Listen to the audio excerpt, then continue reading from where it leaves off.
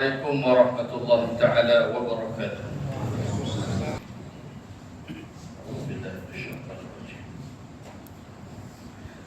Innal hamdalillah nahmaduhu wa nasta'inuhu wa nastaghfiruh wa na'udzu billahi min shururi anfusina wa min sayyiati a'malina. Man yahdihillahu fala mudilla lahu wa man yudlilhu fala hadiya lahu.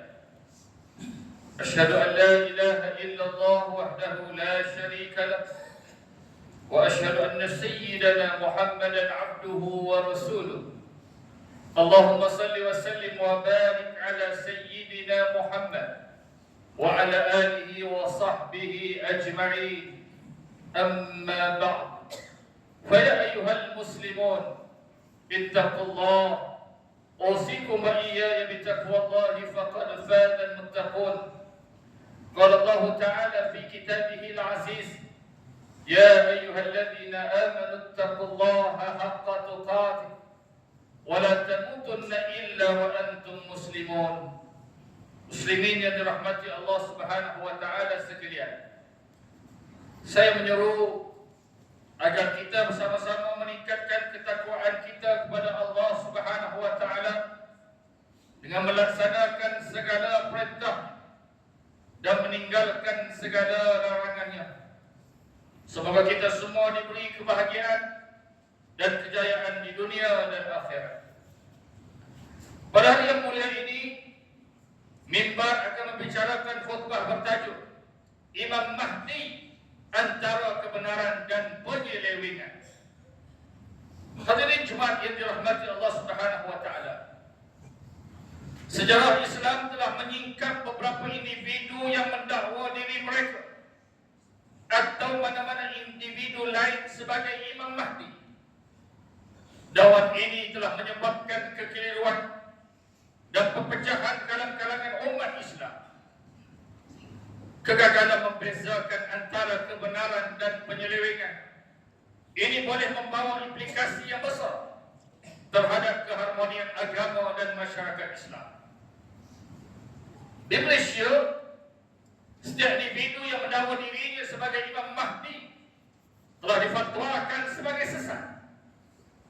Mesyuarat Jawatankuasa Perunding Hukum Syarak Fatwa Islam telah memutuskan bahawa dakwaan sebagai Imam Mahdi adalah sesat dan menyeleweng dari akidah Islam yang sebenar.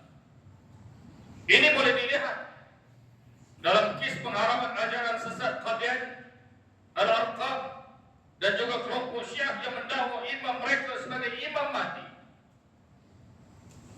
Kita perlu mengenal pasti perbezaan antara tanda-tanda yang dinyatakan oleh baginda Rasulullah sallallahu alaihi wasallam dengan pengakuan palsu dan karut individu atau kelompok tertentu berhukun dakwaan Imam Mahdi sehingga sanggup mendakwa takwilan yang tidak berasas dengan mengaitkannya dengan bangsa Melayu serta mentakwilkan hadis sesuka hati untuk menyokong dakwaan yang dikeluarkan walaupun dia jelas menyeleweng dari tafsiran mu'tabar dalam kalangan ulama.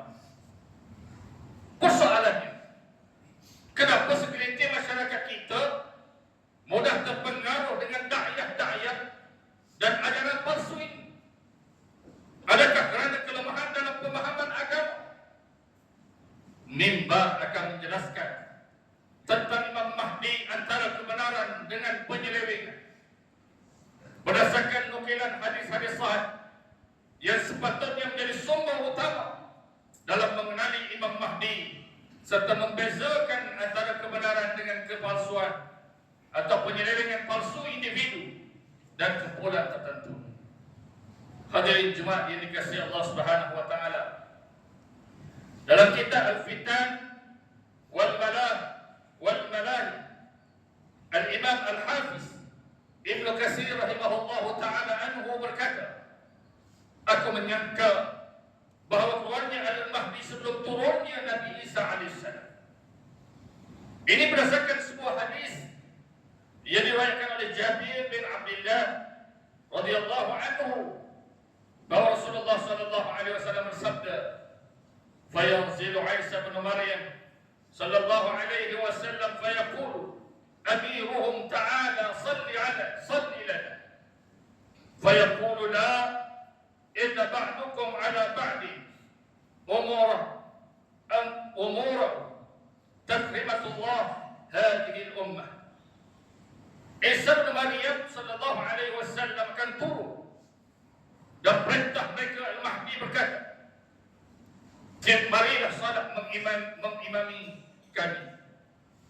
Lantas Nabi Isa alaihissalam berkata, tidak, sesungguhnya sebahagian mereka menjadi pemimpin kepada sebahagian yang lain sebagai kemuliaan Allah kepada umat ini. Riwayat Muslim. Hadirin Jumat yang dikasihi Allah Subhanahu wa taala. Antara ciri-ciri Imam Mahdi adalah seperti berikut. Pertama, nama Imam Mahdi dan ayahnya adalah sama dengan nama junjungan mulia baginda sallallahu alaihi wasallam, itu Muhammad bin Abdullah. Karakter Imam Mahdi yang dinyatakan dalam riwayat adalah jelas bahawa Imam Mahdi berasal dari keturunan Rasulullah sallallahu alaihi wasallam melalui susul galuh putri baginda Sayyidatina Fatimah radhiyallahu anha. Nama beliau ialah Muhammad bin Abdullah. Hadis yang diriwayatkan daripada Abdullah bin Mas'ud radhiyallahu anhu bahawa Rasulullah sallallahu alaihi wasallam bersabda yang bermaksud, sekiranya tidak berbaki daripada dunia ini, dunia itu melainkan hanya satu hari, nescaya Allah akan memanjangkan hari tersebut sehingga diutuskan seorang lelaki itu dari kalangan aku atau dari kalangan ahli keluarga. Namanya berbenturan dengan namaku dan nama bapanya berbenturan dengan nama bapaku. Dia akan memenuhi bumi dengan keadilan dan saksama sebagaimana ia, yakni bumi dahulunya, dipenuhi dengan kegelapan dan kezaliman. Riwayat Abu Dawud. Kedua, nasab Imam Mahdi berasal daripada Ahlul Bait, yakni keluarga Rasulullah sallallahu alaihi wasallam melalui keturunan Sayyidatina Fatimah radhiyallahu anha. Ketiga, bertepatan ciri fisik Imam Mahdi dengan apa yang disebut dalam hadis sahih seperti dahi yang luas dan hidung yang mancung. Hadis yang diriwayatkan daripada Abu Sa'id Al-Khudri radhiyallahu anhu bahawa Rasulullah sallallahu alaihi wasallam bersabda bermaksud, Al-Mahdi dariku, dahinya luas dan hidungnya mancung. Dia akan memenuhkan bumi dengan keadilan sebagaimana dahulunya dipenuhi dengan kezaliman, dan dia Imam Mahdi akan menguasainya bumi selama 7 tahun. Riwayat Abu Dawud. Keempat, dunia pada ketika itu telah berlaku kekacauan dan dipenuhi kezaliman serta penindasan.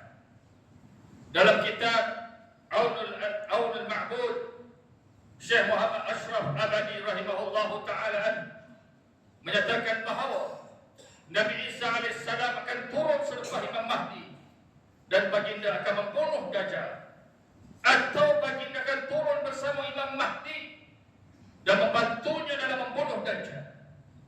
Baginda juga akan salat di belakang Imam Mahdi sebagai makmum. Manakala dari aspek keberkatan zaman, pada zaman pemerintahan Imam Mahdi, umat dikurniakan dengan keberkatan dan kesejahteraan sehingga penduduk bumi akan merasa aman dan makmur.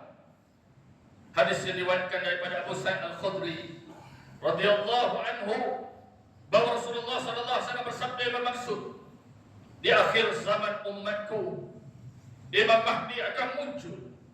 Allah Subhanahu wa taala akan menurunkan hujan, lalu bumi akan menumbuhkan tanah. Kemudian Imam Mahdi akan membahagikan hasil bumi secara adil, termasuklah binatang ternakan. Keadaan umat Islam akan menjadi sejahtera pada ketika itu. Beliau yang Imam Mahdi akan hidup selama 7 tahun, 7 atau 8 tahun. Riwayat Al-Hakim. Kelima, Imam Mahdi tidak mengaku, mencanang atau melantik dirinya sendiri sebagai Imam Mahdi. Beliau juga tidak memaksa orang lain untuk mengakui atau membaiatnya kerana beliau akan dilantik dan dibaiat oleh umat Islam pada ketika itu. Lantaran itu Allah Subhanahu wa taala melayakkannya untuk dilantik sebagai Imam Mahdi dalam satu malam di sisi Ka'bah.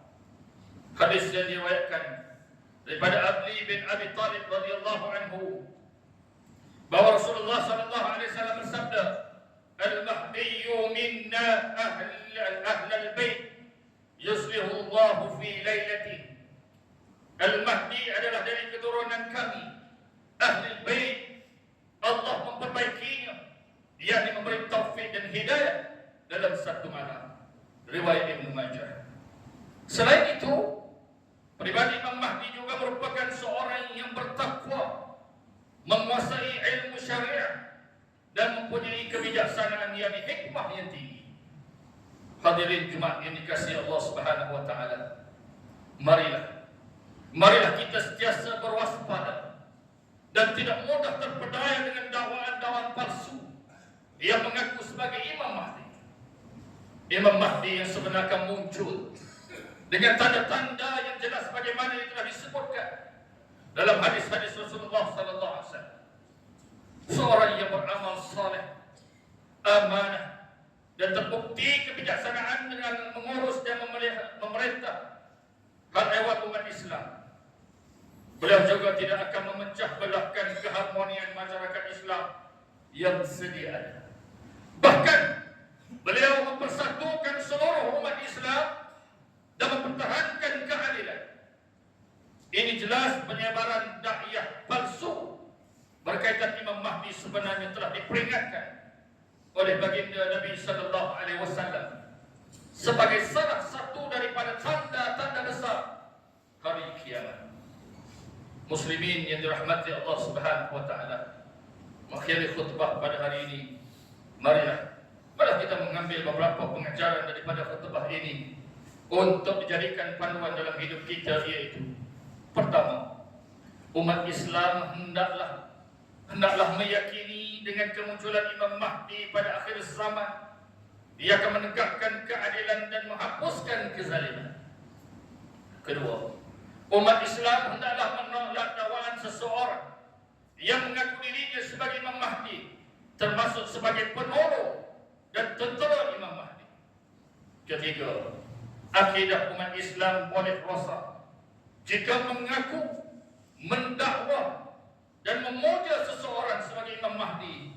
Bahkan tindakan undang-undang boleh dikenakan kerana melanggar fatwa. A'udzu billahi minasyaitonir rajim. هل ينظرون إلا أن تأتيهم الملائكة أو يأتي ربك أو يأتي بعض آيات ربك يوم يأتي بعض آيات ربك لا ينفع نفسا إيمانها لم تكن آمنت من قبل أو كسبت في إيمانها خيرا قل انتظروا إنا منتظرون. Apakah yang ditunggu-tunggu oleh mereka yang tidak beriman itu? Mereka tidak menunggu melainkan kedatangan malaikat yang mencabut nyawa mereka atas kedatangan azab Tuhanmu atau kedatangan sebahagian dari tanda-tanda Tuhanmu yang menjadi alamat hari akhirat. Pada hari datangnya sebahagian dari tanda-tanda Tuhanmu itu, tidak berfaedah lagi iman seseorang yang tidak beriman sebelum itu, atau yang tidak berusaha mengerjakan kebaikan mengenai imannya. Katakanlah, tunggulah kamu, yakni apa-apa yang kamu berhak mendapatnya, dan kami pun sebenarnya menunggu, yakni akan apa yang telah dijanjikan oleh Tuhan kepada kami. Al-An'am ayat 158. Barakallahu li wa lakum fil Qur'anil azim wa nafa'ani wa iyyakum bima fihi min al-ayati wa dhikril hakim wa taqabbala minni wa minkum tilawatahu innahu huwas sami'ul 'alim. Aqulu qawli hadha wa astaghfirullaha al-azim li wa lakum wa li sa'iril muslimin wal muslimat fastaghfiruhu innahu huwal ghafurur rahim.